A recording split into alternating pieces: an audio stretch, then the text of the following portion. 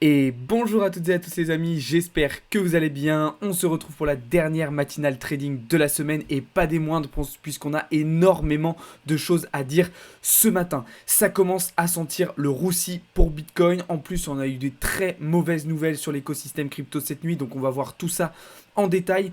On reviendra sur les données macroéconomiques d'hier qui ont été totalement folles et on verra les différents impacts que ça peut avoir sur les marchés. On ira voir tout simplement aussi le calendrier macro de la journée puisqu'on va avoir encore une fois aujourd'hui un certain nombre de catalyseurs qui vont pouvoir exciter un petit peu les différents marchés financiers. Donc vraiment une matinale trading très très importante pour finir la semaine en beauté aujourd'hui. Comme d'habitude, juste avant de commencer, je vous invite à vous abonner si ce n'est pas déjà fait, à lâcher un petit like sur cette vidéo, mais surtout à rejoindre le serveur Discord. Vous avez le lien dans la description. Allez, c'est parti. Un marché crypto dans le rouge, comme vous le voyez ce matin, actuellement avec un Bitcoin qui est revenu tester ses 30 200 $, qui ne les a pas tenus et qui est actuellement sur le gros support des 30 000 $. Ethereum est dans le rouge aussi, il est repassé sous les 1900 $. Une grosse majorité des altcoins sont en souffrance. Ça commence à sentir le roussi et on réfléchit d'ores et déjà à rentrer potentiellement dans un nouveau short sur Bitcoin en direction des 28 700 $, sachant que là on a fait une très mauvaise clôture H4 selon moi. Alors, pourquoi je pense que ça sent le roussi au-delà de ce qui se passe d'un point de vue technique? La hype autour des ETF Bitcoin s'est clairement essoufflée et on a eu beaucoup de FUD négatifs cette nuit sur l'écosystème crypto. Première chose, on a un grand nombre de cadres de chez Binance qui sont partis, qui ont annoncé leur démission suite aux actions en justice contre Binance et surtout suite aux réactions de Binance face à la justice américaine. Pour le moment, CZ s'est exprimé et s'est justifié en disant que c'était un simple roulement, un simple renouvellement dans la vie d'une entreprise, mais en réalité, la situation est bien plus compliquée que cela. La deuxième mauvaise nouvelle qu'on a eue cette nuit, on a appris que Jesse Powell, l'ancien CEO de la plateforme Kraken, avait été perquisitionné.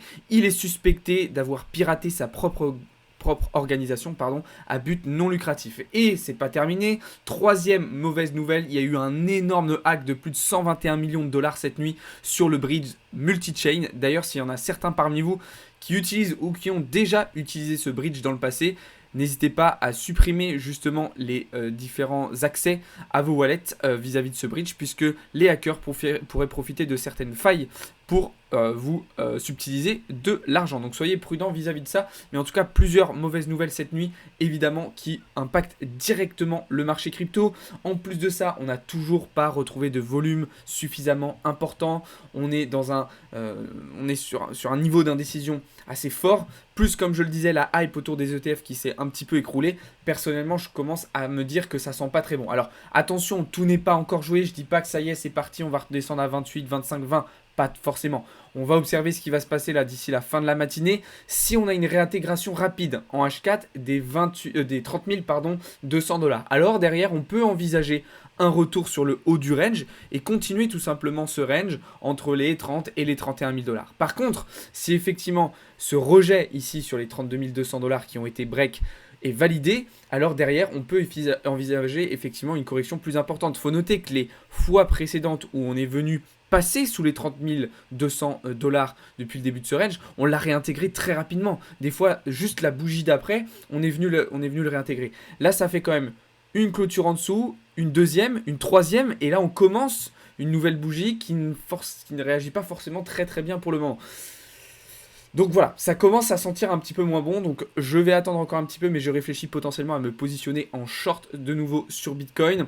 Si vous voulez en savoir plus et connaître un petit peu les différentes positions qu'on va prendre tout au long de la journée, je vous invite à rejoindre le serveur Discord. De toute façon, c'est le scénario qui pour le moment selon moi a le plus de probabilité de se réaliser.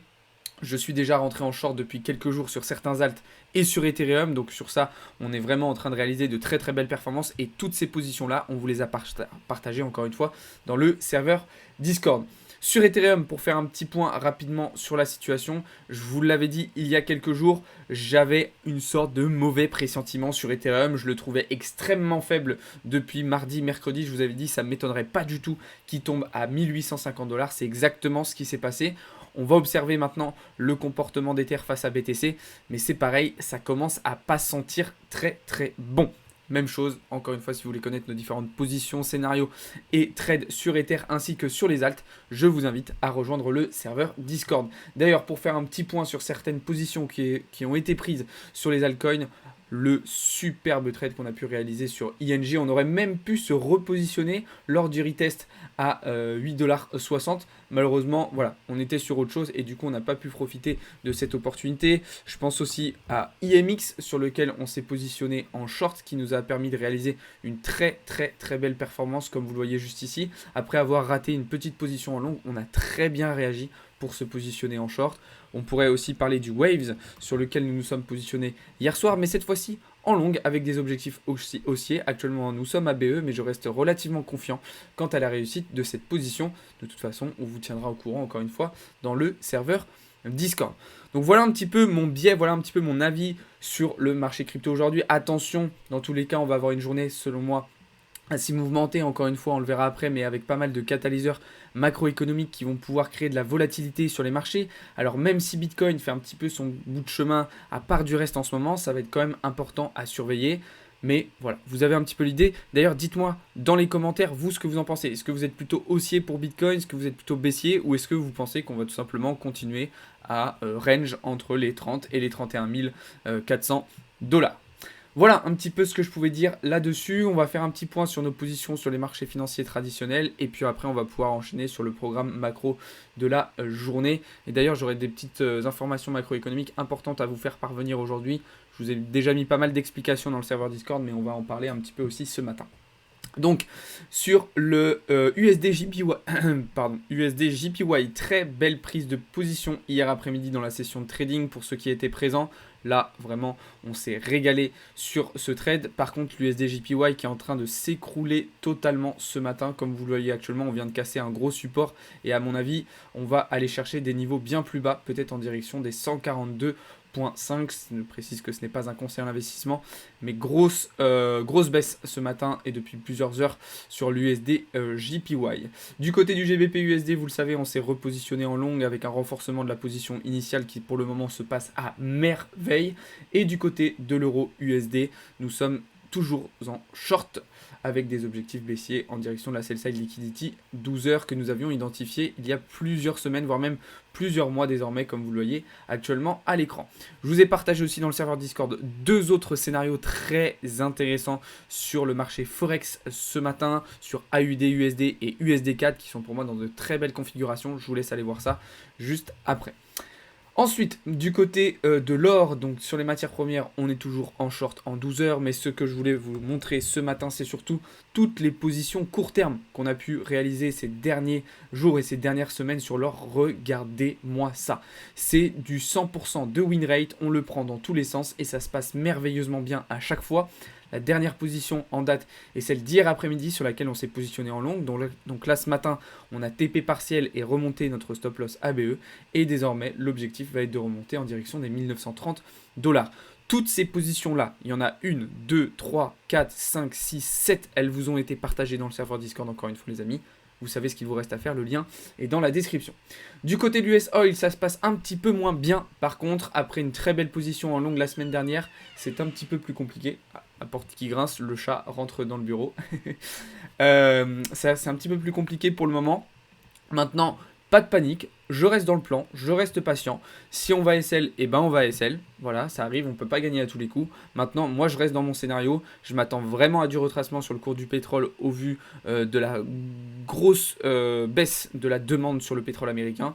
Donc voilà, on reste patient et je pense que cette position devrait bien se réaliser. Donc patience et le maître mot. De toute façon, globalement, on a pas mal de setup, on a pas mal de positions en cours. Donc là, les choses ont été mises en application. Maintenant, il faut savoir être patient le temps qu'elles se réalisent justement. Voilà, et enfin pour terminer, du coup, sur les indices boursiers, alors là, sur Nasdaq et Dow Jones, on s'est régalé. Hier, on a profité de la forte baisse pour prendre des TP partiels et remonter notre SL ABE. Donc là, sur Nasdaq, voilà. Et sur le Dow Jones, c'est la même chose. Pour le S&P 500, je vous avais parlé hier matin d'une potentielle position. Je vous avais dit, on n'arrive pas à valider le break of structure en H4. il est faible. On va sans doute avoir du retracement. Qu'est-ce qui s'est passé juste avec l'ouverture de S&P 500 hier? Vous pouviez réaliser un premier TP et une première prise de profit. Donc félicitations à ceux qui l'ont prise. Celle-ci, je vous l'avais même partagée publiquement, elle n'était pas uniquement dans le serveur Discord, donc là, franchement, vous n'aviez pas d'excuses, les amis. Et enfin, pour terminer donc sur les marchés, sur les indices boursiers européens, voilà, c'est pareil, hein, c'est la régalade, le CAC qui est en train de s'enfoncer encore davantage.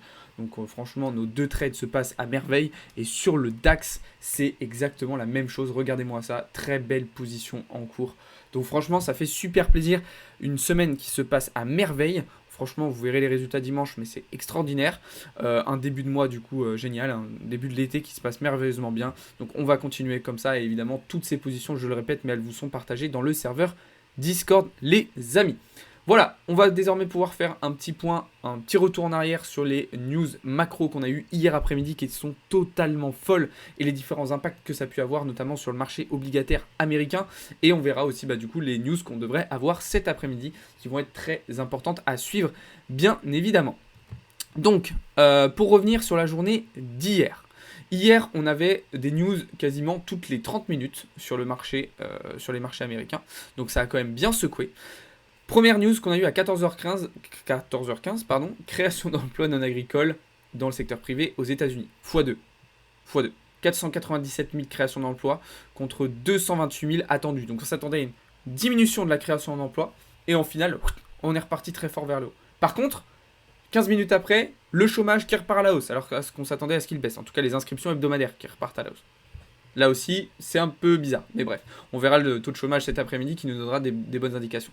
PMI de service qui baisse moins que prévu. Indice non manufacturier de l'ISM qui remonte à 53,9. Donc, regain d'activité économique, donc inflationniste. Donc, les taux terminaux de la Fed qui remontent. Donc, la Fed qui va probablement rehausser ses taux d'intérêt directeurs le 26 juillet prochain, mais aussi lors des autres FOMC d'ici la fin de l'année 2023. Ensuite, on a eu le rapport Jolts sur les nouvelles offres d'emploi. Là, on a à peu près respecté les estimations à une dizaine, à une unité de dizaine près.